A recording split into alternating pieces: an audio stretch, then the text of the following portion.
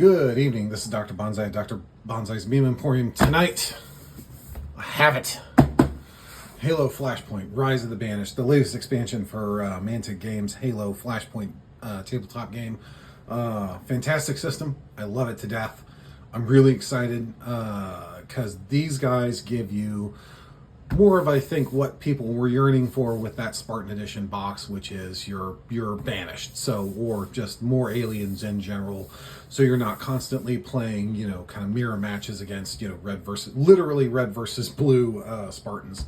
So I'm really excited. So let's take a look at the back. Oh, it's a thick boy. This is the exact same dimensions as the original box, the original Halo Flashpoint box. So it's got one booklet called Defiance, and that basically works with the War Games module, where you actually, it's a points buy system where you can buy points for your miniatures and add weapons, add equipment, that kind of thing. You get 8 Jurlhanai, or brutes as we old school Halo gamers used to call them. 4 Sangheli mercenary models, so elites. These are the exact same sculpts that you got in the original Halo Spartan Edition. Atriox Jurlhanai War Master model. So Atriox is kind of the new big bad guy for Halo Infinite, if you guys haven't been keeping up with the Halo Infinite kind of timeline. First seen in Halo Wars 2. Really establishes that he's a big, monstrous physical threat. 19 player and model cards, 23 new game cards, extra tokens, card terrain, 8 red D8 dice, 6 marble D6 command dice, and a deluxe playboard. So, oh man, this is it's a big boy. Oh yeah. All right. Okay. So right off the rip, you get your Defiance booklet. And like I said, this gives you the points buy, and there is actually a web app on Mantic's store that's free to log into where you can build your models. I believe it's $2.99 a month if you subscribe to the premium features, which gives you access to like registering stuff like events and creating events in your local community. So if you're a tournament organizer, that's a really useful tool. Me, not so much. I just canoodle list building. So, but if you're a more old school guy like I am and not afraid of paper and ink, this gives you that. Tells you how to build a team. How many models and who they are and what they do. New keywords. So in this particular, we usually get like 2 to 3 keywords with each new expansion in the War Games expansion from this. We got 3 unique ones for just everybody. These are keywords that are going to show up in future expansions, I have no doubt. So here we go. EMP, stable, guarded. EMP is brought back again for, I guess, sake of completeness. Guarded and concussive. So again, these are, as well as additional weapon upgrades. So weapons that you don't actually get in the original core set. Different types of grenades. New grenades. You get the spike and the dynamo grenade, and you get the new kind of I hate to say it army, but more team-wide options, and one that is locked behind Atriox, whereas the reinforcements only the Sangheli can use that. Alliance, any Banished model can use that, and then Rampage is locked down to Jurlhanai only. Then you have a new mission called VIP. Must protect the very important person at all costs with your skill, your bravery, and your lives if necessary. And then big team battles basically tells you how to run a bigger game. And then you have attrition, which is basically elimination. So nobody respawns. There are no respawns. This is, you get what you get, and you keep what you kill what you kill. So that's the the Defiance booklet. Then you have your here for a second. Then you have your card tokens with your new grenade types and your new grenade types. And I believe these are victory points. And then these are downed markers. And then these are victory point tokens. And then, VIP markers, as well as, some more grenades and weapon tokens for the additional weapon cards that you get in it. So this is the blank side. So everything's, the assault rifle from Halo. And then when you flip it over, that's how you determine which one you get. And then you get the victory point tokens, which I guess you could use for like wound markers as well. Oh no, scenario point tokens. Never mind. I'm lying to you. Don't trust me. And then we have, again, something that I brought up with the original Halo Spartan Edition is just the quality, the meticulousness with which this box set was put together. The fact that we get card terrain and we get an assembly guide. It tells us how to do it. And the terrain is double-sided. There are basically a version that with kind of a glow effect on the wall and a kind without. So I think I'm going to do mine with the glowing effect because I think the glowing effect looks really cool. Oh, look at that. Speak the devil. We have the terrain. So let's crack this open. If I can find... Yeah, here we go. So we got the old X-Acto knife. So this is... Be careful here because this is your cardboard terrain as well as your board map. Now the board map is only single-sided. It is not double-sided like the... Oh boy, I knocked the camera. It is not double-sided like the Spartan Edition. And I could be mad about that. I could say, "Oh, Mantic Games is going cheap on us." They're not. I'm not worried about that at all. So you have the terrain, which is really sharp looking, a lot of great detail and texture. And that's the side with the lit up objects. The OSL painted on, or kind of drawn on or illustrated on, which I think looks really good. I think that's the way I'm gonna when I assemble mine. I try to assemble mine and just leave them there because I just don't like having to screw around with shifting, disassembling, reassembling, all that nonsense. So again, this looks really good. And then you get your last one, and the terrain shapes on this set are a lot more interesting. The original terrain from the Halo, it was everything was boxes, more or less. There was no kind of experimentation with geometry.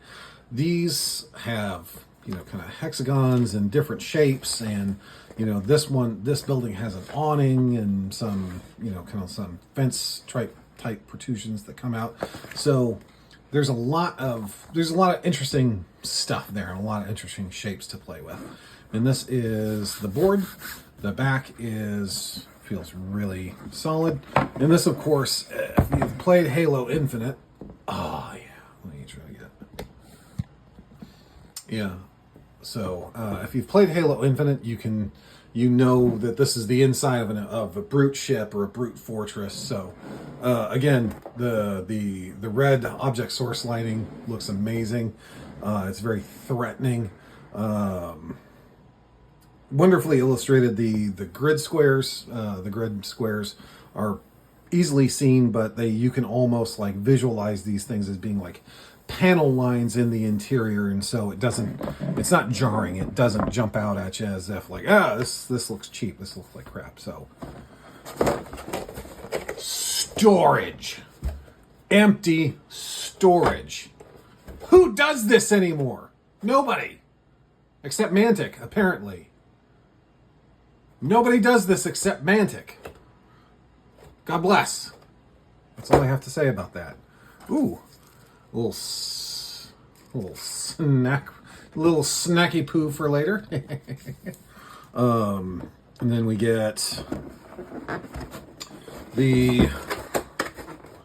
we're gonna put this box that down, and this is where the real and a little tray got a little kinked in the corner, but that's all right. Everybody seems to be in pretty good nick here. So we're gonna empty this out, and then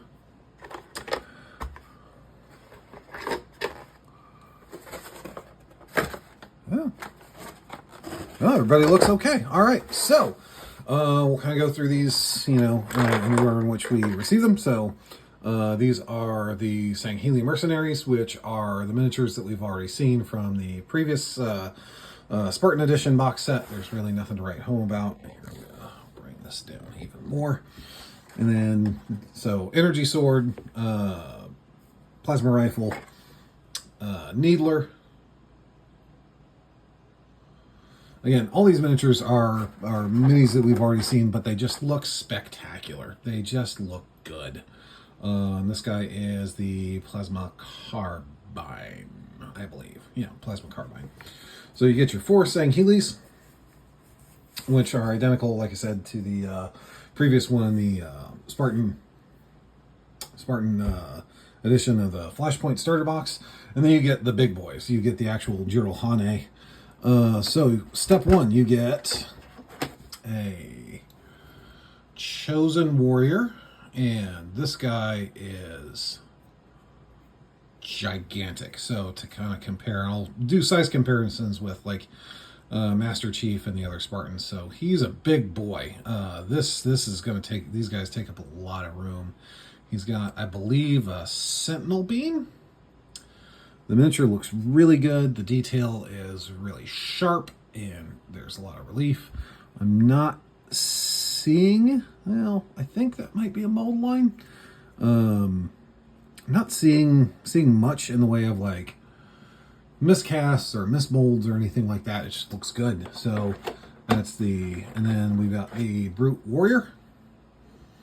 And this guy, well, I guess my only criticism is that they gave some of these guys UNSC weapons, like this guy. I would have loved to have seen him with like a Brute Spiker or a Brute Shot. Give me that guy.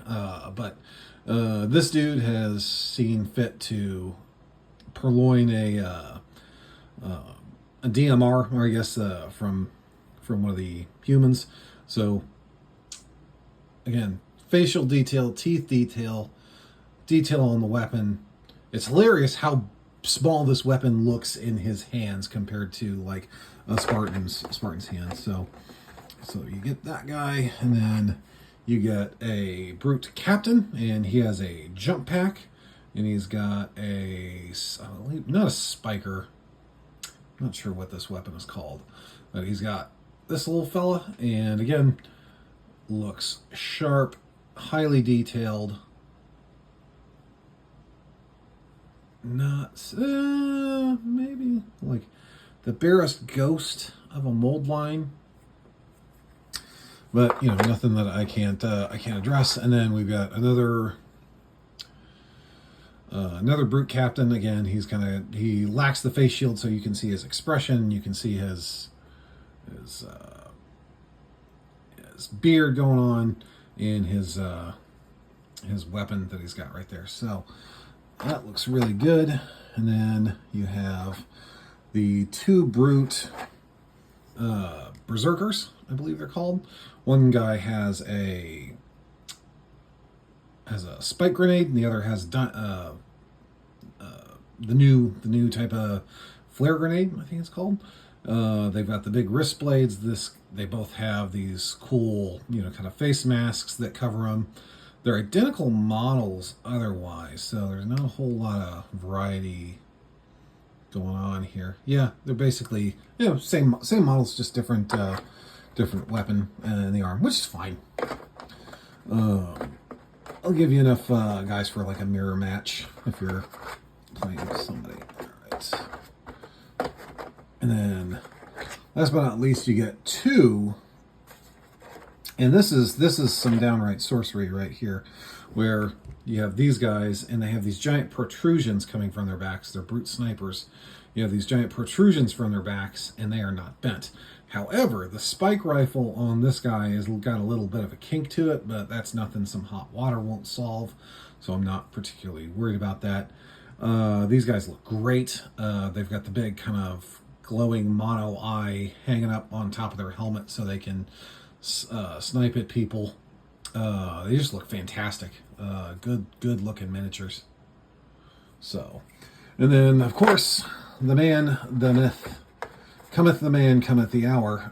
It is Atriox. So he is. If you've seen the opening cutscene to Halo Infinite, this is the brute that beats the brakes off of Master Chief. And he is a substantial model. He is huge. The base is fully detailed, so it looks like he's standing on some wreckage. And he's holding a Spartan helmet and his power gauntlet. He's got his giant energy mace, chain breaker.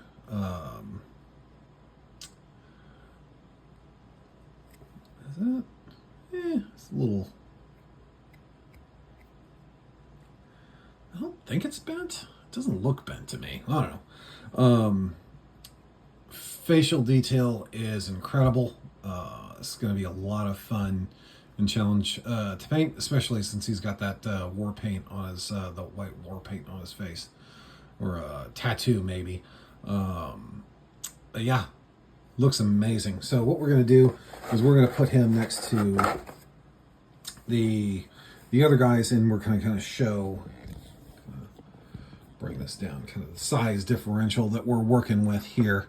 So we'll start with somebody that's kind of more or less standing up. So you got Atriox and his captain here. So you can see he's a good head taller. Well, no, he's not really standing bolt upright, is he? So let's go. Maybe this guy. Yeah, he's got more of a. So these guys are kind of the same height a little bit. I think he's got his head hunched forward, and Atriox is more standing straight up. So, and then as you can see, the Sangheili is downright tiny compared to him, and then you have a Mark 7 armored Spartan, who is just about as big, or is just about as, not quite as tall as an elite. He is not nearly as tall. He only comes up to the chest on a brute. And, of course, he's same level for Atriox. So, Atriox, again, is a big model. I saw people were complaining about, they're like, oh, there's not that much plastic in this compared to the last ones. It's like, well, these guys are giant. These guys are physically huge miniature. I hesitate to call them miniatures, but they're huge. And then you have, finally, Master Chief and Atriox. So you can kind of, again, see the size differential. Master Chief versus Brute Sniper. So again, these are giant models. They're just giant. They're just giant figures. So let's look at the paperwork. So you got the Chakra. So these are all weapon cards. So these are the new skewer. That's what that's called. I knew that was called something silly. So brute shot, and then it's got a range and a close combat. And so these are all the new weapons you get tokens for in the new box, as well as the other weapons that the Dynamo Grenade, that's what it's called, Dynamo Grenade. It's EMP Grenade, Implosion 3, one use. So these are kind of if you want to equip your guys, or and then you get kind of, the mirror match set, so you get 2 copies of each card. And there's a spot in the tray for those. And then next, you get the... Ow! I just punched my shelf for no reason. You get the unit cards, and of course the art on these looks fantastic. So Rampage. Injured animal is often the most dangerous. Injured Jerohane will enter a berserk rampage when close to death, and the last attempt is to make one more kill. If an active Jiralhane has 2 or more wounds already, it can spend a special order result to add 1 to their speed stat for a sprint action made in their activation. Movement must be used to enter a cube with an enemy model. The Jiralhane player may reroll 1 die during the resulting fight phase. So, geez. So basically, if you're down to 2 wounds, you can, and you have the special order dice, you can pop this and send him head first into the enemy. You get Atriox, so you get his special rule. Defiance, friendly model begins their activation pin. You may spend a special order result to perform a free stand-up action first, then continue with the model's normal 2 short, 1 long action. So basically, it's just like, hey, oh, that guy's pinned? No, you're not. So that's actually really fun. And then Atriox, again, his unit card. And he is a big boy. He's got Energy Shield 2, Fearless, Imposing, Tactician, and Unstoppable. Chainbreaker, his big mace, has Energy Shield Disruption 1, Concussive, Lethal, and Smash. Jesus Christ. Range attack 5+, so you're not going to be hitting anybody at long range with this unless you're at range 1 and you use that version of Chainbreaker. Save 4+, fight 3+. Yeah, this dude's gonna put in some work. He's gonna work your ass out. And then the Sankhili Mercenaries. So these are basically miniatures that we've seen before, stats that we've seen before. Nothing really to write home about. I think the dynamic that is going to be interesting is when you start to use not pure brute teams or pure elite teams, but a mix of the two, because the elites are quite fast. Oh wow! So you get quite a few. Okay, so you get doubles. You get doubles. So if you're doing if you're doing like a draft game and this is the only box set that you have, that's how you get away with it. And you have the sniper. So you get fists and the shock rifle and energy shield and imposing. So even all these guys have imposing, which is gives them a benefit in close combat. So even the guy that's like not supposed to be punching you, he can still punch you, and he is gonna punch you.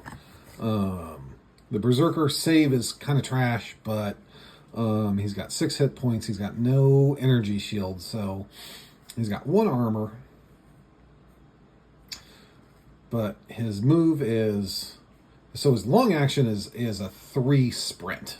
So if you wanted to do a sprint with him, he could move up to 3 cubes, which is not to be sniffed at, especially since he wants to be in your space. And then you got the Chosen Warrior. And again, he's got, he just carries stick grenades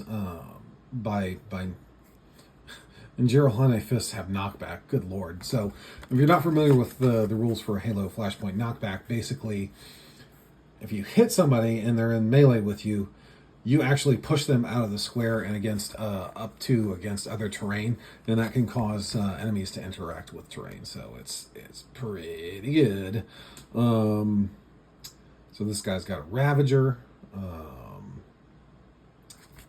feel like that's a format error. Is that a formatting error? Yeah, a little formatting error on the captain card. That's too bad. All right. Then you get more of the sniper, another berserker, Jiralhane warrior. This is the guy with the VK-78 commando. I think I called it the DMR, but it's not. It's VK-78. Optics, rapid fire. So it's not a slouch. Even the basic guy, he's not that bad. And then the captain. Something I forgot to mention about the captain is he's got a jump pack, which helps with terrain traversal and stuff like that. So that's pretty good.